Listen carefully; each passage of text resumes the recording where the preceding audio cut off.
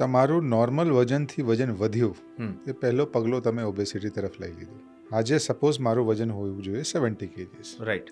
73 થયો, એમાં શું વાંધો છે? 75, 76, 80, 85. હવે જાગ્યા તમે, કેમ કે 85 ઉપર પ્રોબ્લેમ થયા.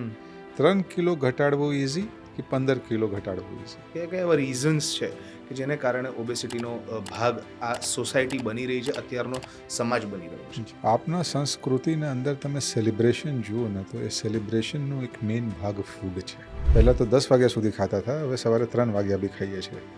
હાર્ટ બસ્ટ આઉટ કરવાની ફિલિંગ. અરે હું તમને કહું, ગર્લફ્રેન્ડ છોડીને ભાગી જતી હોય ને બોયફ્રેન્ડ છોડીને ભાગી જતા હોય તો લોકો એમાં જ જોતા હોય કે ચલો ખાઈ લઈએ. પણ ક્યાંક ને ક્યાંક ઓબેસિટીને લીધે લાઈફ ક્વોલિટી પર પણ બહુ અસર પડે છે. C, obesity runs in a family because nobody runs in a family.